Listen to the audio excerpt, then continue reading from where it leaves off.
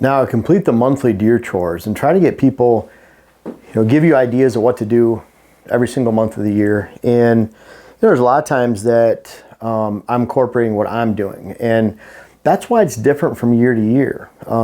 February from 2020 might be different than 2021 versus 22, simply because of the evolution of what I'm doing on the property here or even in Wisconsin. And Wisconsin's pretty much set.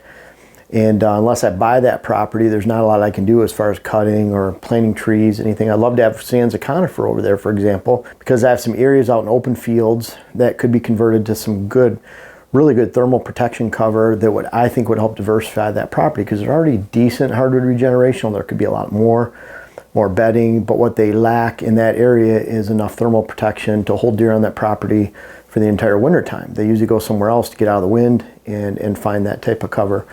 So you look at what I'm doing for the entire year, and I want to talk about, this is what I'm doing, and it might apply to you, but part of this I want to point out and illustrate the priority of all of this. So when it comes to 2020, that was the first year we hunted here, first year we had the land, first year we could do anything. Now, they had planted soybeans in the past, 5 acres, and we had 178 acres to work with. At that time, they had 325 acres, or over 300.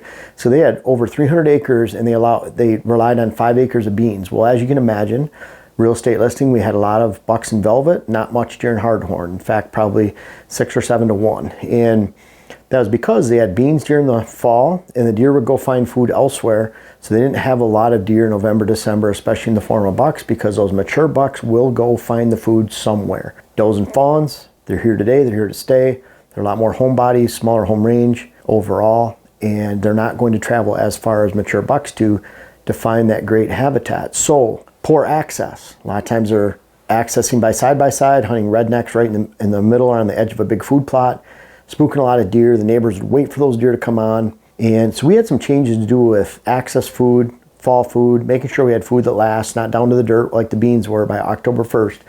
So when we came in 2020, food plot locations, quality of food, and base of food, we had to go to that green base with a little bit of corn. We had to attack that amount of green base first that I thought it would make it through the season. The food determined access. If we plant food here, we can't access through the food except during the daylight hours. So by having food, that's going to determine not only where you access, but it defines deer movement. We wanted to attract deer in the daylight, which means we can't spook them off those food sources. We can't hunt those food sources or give the appearance to the deer that we're hunting those food sources. So food, that determined access. The food also defined deer movement on a daily basis. We wanted that food to represent the bottom of the funnel of daylight movement, meaning those bucks only have a 300 to 400 yard window in an average ag area like this. We wanted those bucks to hit that food source during the daylight or focus on it in and around daylight and control that daylight herd. Screening for that food, switchgrass. We have switchgrass that grew to 6-7 feet tall just in 2 years. So getting that switchgrass in the ground that first year, we had some that was already 40 inches to 4 feet by the end of the first year. So that was really critical to get that in. Sometimes, in some cases, you can use the HD screening from John Comp, Northwoods Whitetails, a great screening blend, and that can provide that temporary fix until something more permanent comes along. We worked on mock scrapes. Mock scrapes should go here because we thought we could shoot a mature buck there, and because mature bucks would move there during the fall. Didn't really care where they're at during the summertime because we're building a fall buck herd. Before, it was a summer buck herd. Big difference. When we show real estate listing in the future, if we ever sold this property, I'm going to show you 90% hard antler because we don't get as many mature buck pictures during the summer. We get some. We wanted to flip that property around. So scrapes you put in locations we can hunt. That determined where the stands are going to be, and of course, that determined where cameras are going to be. So those three go together, scrapes, stands, and cameras. Not that we had a camera at every stand location, but we had the opportunity for putting a scrape here. It's because deer are moving through the area. It's already on a defined trail. We planned to hunt there. That's why we put a mock scrape there in that location. We put the mock scrape right on the trail. And when we pick out the stand location, we pick out the tree location for a camera, and we pick out the scrape location. That all three go together. And that's the same with water holes right here. Kevin Smith, he's with us right now. He's working with us for a week out here. He's our design habitat specialist out in Ohio and Pennsylvania. And he was mentioning a spot where he put a water hole in this year on his own property. And it was just off to the side of deer movement. And what we find, doesn't matter if it's a mock scrape or water hole, deer typically don't go out of their way a long ways to go get to that place. So you found you didn't get a lot of trail cam pictures on that this year. Not much at all.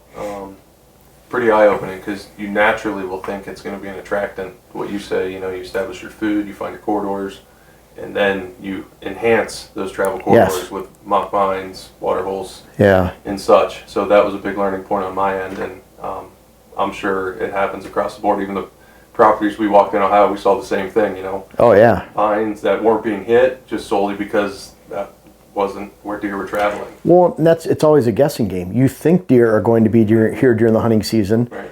But then we put a mock scrape in an area here and they're just not hitting it. We get to know the land a little bit more.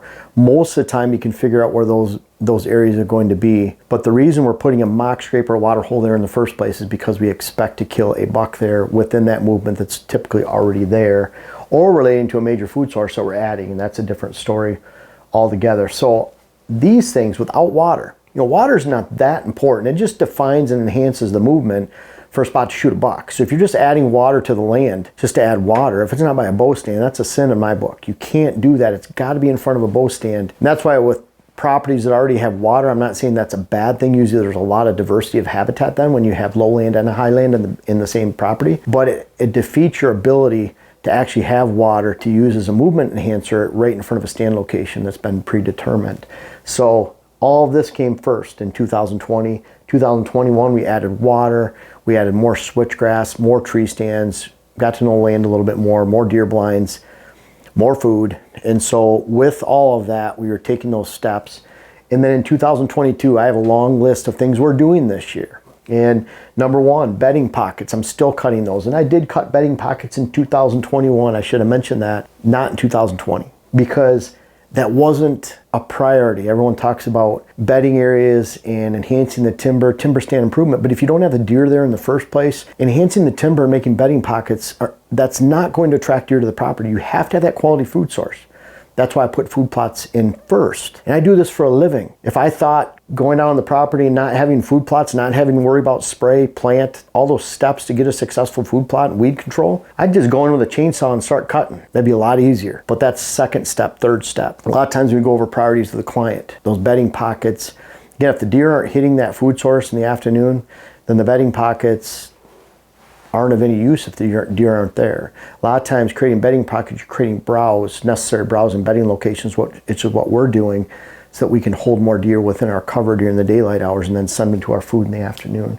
So 2022, I'm continuing to cut bedding pockets. I did a few more the other day. Dante actually filmed some the other day of me cutting, and we've already cut in another area, and we'll do that all the way until spring green up. Rabbit huts. Something doesn't have anything to do with deer other than when we're making these rabbit huts, to me, rabbits are a sign that you have good whitetail habitat if rabbits should be in that area, same with pheasant. And so you have that great edge cover, field cover, you have canopy from above. Most of those small game animals are killed from predators from above. If you have them there already, that means they're typically escaping the coyotes, but you have to have that horizontal cover above to hide rabbits and pheasants, which are a lot bigger, a lot different than deer.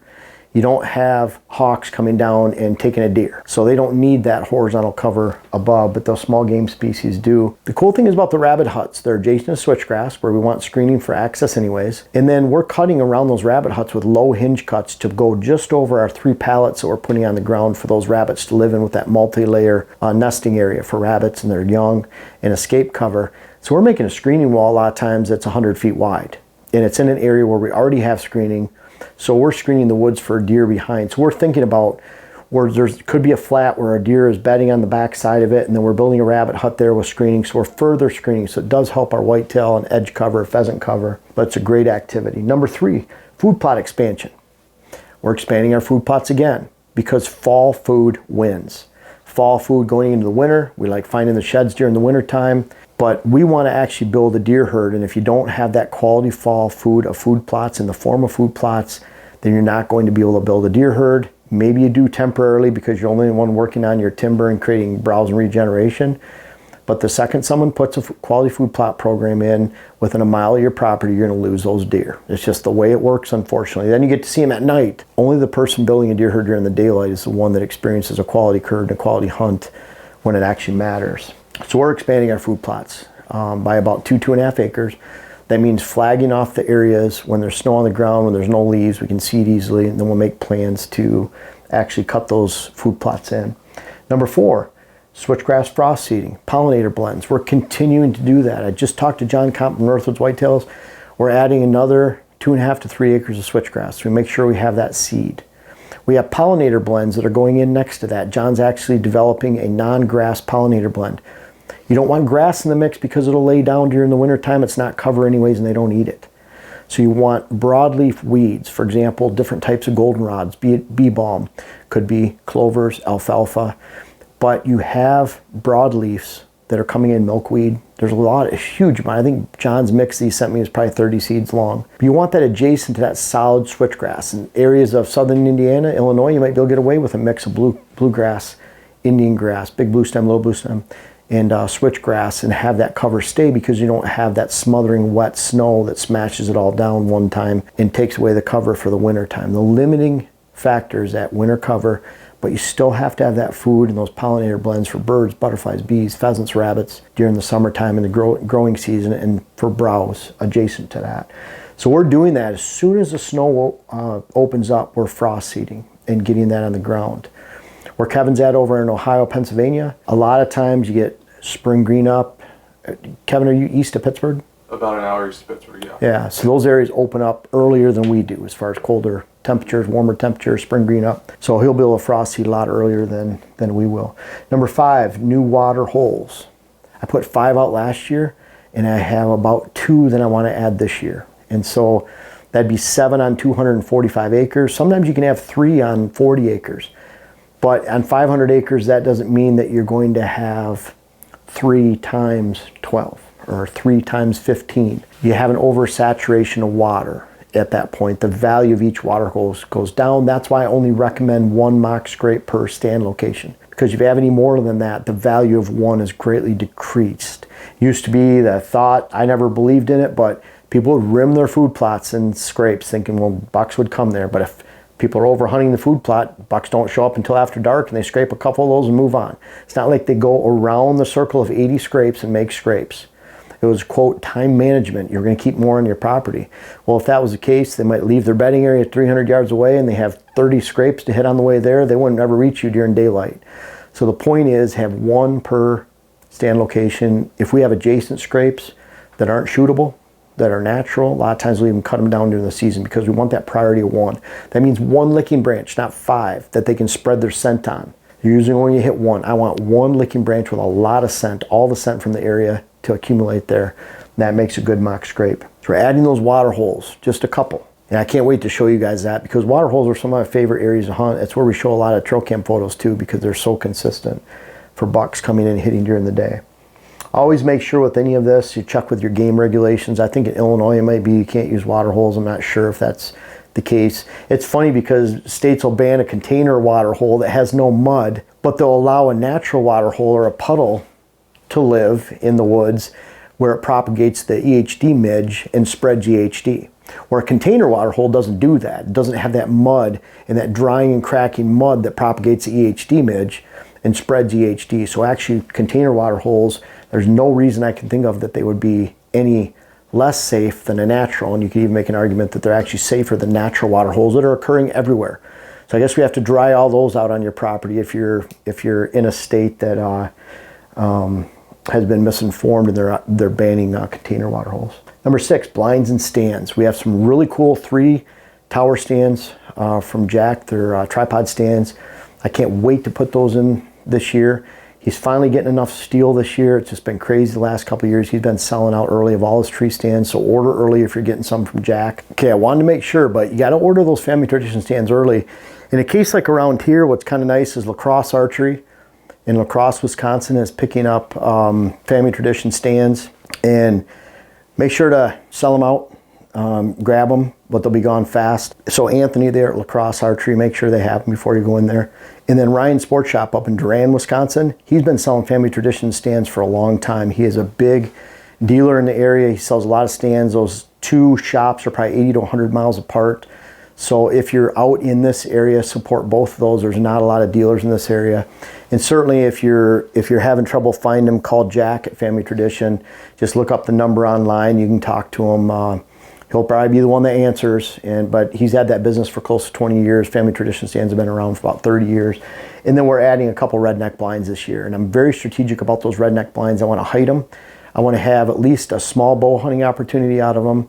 and put them over maybe a water hole. We had one last year where this buck, Lucky, got really lucky because Leo, we have a hunting charity, or we have a charity event in June. It's for Camp Kicking Bear, and he won our hunt giveaway. And we give all the money we raise, every dime of it, to Camp Kicking Bear for the kids. You guys should check that organization out. But Leo, he's a fireman from Ann Arbor, Michigan.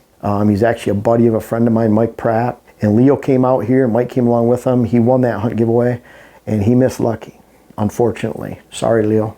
But I know it was painful for Leo. I have a picture of him sitting like this afterwards, just randomly sitting out there, and he was, I'm sure it's still painful to him, and I can understand that pain. We've all been there. But Lucky got really lucky last year, and he made it. We even found his sheds, and so we're looking forward to hunting him this year. So we're getting some rednecks out. He missed that out of a redneck, and we built that food plot around that redneck. We put a red cedar out there. We cemented in the ground, put a licking branch on it. You can check that content out under mock scrapes. But we have a lot to do with those this year, move a couple stands around. But really, we're looking at lay of the land as it relates to food sources, bedding areas, water holes, mock scrapes. So when we put a stand in location, typically it stays. You know, we're 70-80% of those stands are going to be there for the foreseeable future because they're very defined movement if bucks go through there. And that's one reason we like the mock scrapes all summer long, is we're seeing when a buck comes through the area, yes, it does hit this mock scrape, and he'll remember it when he comes back in the fall, which is when we want him to move on to the property during that annual whitetail shift. Also, indoor range. We already have the bales up there for morel. We want to shoot more inside. So part of that, we want to insulate and steel our pole building up there, put steel on the inside so that we can actually use our heater that's up there and shoot during the cold season. You know, we have days where it's single digits, teens during the winter, and it'd be cool to go up there, even have it be 45 or 50 in there, and take some shots without numbing your fingers after 6 arrows or 7 arrows of shooting, and enjoy the indoor range. We've already built our outdoor ranges. We've really enjoyed those. We have a couple 100-yard legs. We have a 50-yard bale that we added behind the house right here that's pretty cool. We can shoot under the porch in the rain and get some arrows out. So we're doing well on that, but to get to shooting the indoors would be awesome. And you know, a lot of these, I'm mentioning what we're doing this year, and some are a priority every year. We just keep building. And some we just waited till this year. And one of those would be 9. Our roads, we put in one road in 2021 on a new property because we had to. But we have a couple roads that we're cleaning up down and across a ravine, and a new one that we're adding so that we can have a water hole blind that gets us near bedding. We can get in and out a lot easier without making a lot of noise. And so it'll set up an entire area for us that coincides with bedding pockets that we're cutting in here right now too, in an area where they naturally bed. But it gives us the advantage to get in and out very easily. Number 10, pruning. And Kevin Smith sitting here, like we said, like you already heard, and he recommended pruning with our apple trees, and that's that thing we're doing in that 3rd year, because we could have gone around and pruned all our apple trees the first year, but if it meant we weren't planting our food plots, getting our access in, getting our screening in, getting our getting our tree stands, our mock scrapes, our camera locations, then we were wasting time, and we didn't have enough time for that. So then we get into the 2nd year, we had to put in water holes, we had more screening, we had more food plot expansion, we had more blinds, more scrapes. So we had a lot more to do last year, and finally we're getting into that. I'm not saying it's maintenance yet. We have a lot to do this year, but it's time we can start focusing on pruning some of those apple trees, especially as it relates to stand locations and blinds. And since Kevin recommended it, he's coming out to help, right, Kevin? That's right. You're going to come out and prune them all in April for us. So teach you everything I know about it. Sounds good. But anyways, that is the list that we're working on for this year. I'm probably forgetting some things too, but there's always work to be done. And I hope it makes sense, some of the priority that we're placing from 2020 to 21. And now, boy, the time flies, but it's going to be our 3rd year coming up for hunting this year. And that's just unbelievable. We're really excited. And you know, some of the results we've seen. The end of our 1st year of hunting, we had 4 or 5 bucks, 3 to 5 that were in that 4-year-old age class and older that survived the season. And this year we probably have 12 or 13. I imagine in the past they had 1 or 2, 3, whatever it was, but we're experiencing exponential growth, at least for these first 3 years. This does not take a long time, folks. That 1st year we had some great hunts. Was able to shoot 170-inch Kermit. We shot 4 4-year-olds on the property. We had a great season.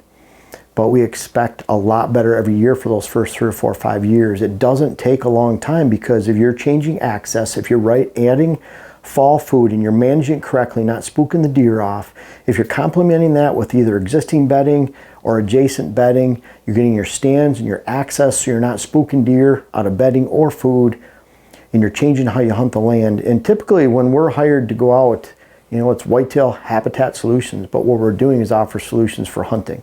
So you can get on and off the property, not spook deer, and that's how you build a great deer herd and a great hunt at the same time. So hope some of these priorities make sense. Most of those priorities would apply to most lands we go to, because it all starts with food. That determines access, that defines movement, that complements bedding. Bedding comes after that. And I hope that makes sense, because this can be applied to your land, and I hope you have a great hunt and a great herd this fall. Again, it doesn't take a long time, so make sure you start now. That's why we're putting this out end of February or early March, so you can get a jump start on your property for this fall. Folks, I want to make sure you check out my web class video series, whether it's how to design your food plot program or how to design your property in general. And we have a new one coming out that'll be how to hunt the rut. But these bucks back here are a testament. Some of these bucks go back to 93. They're even in different states. I urge you to check out those web classes that you can help yourself, help your land, help your hunt. The link is in the description. And also for those that have tried them out, I encourage you to offer some feedback in the comments below. Thank you.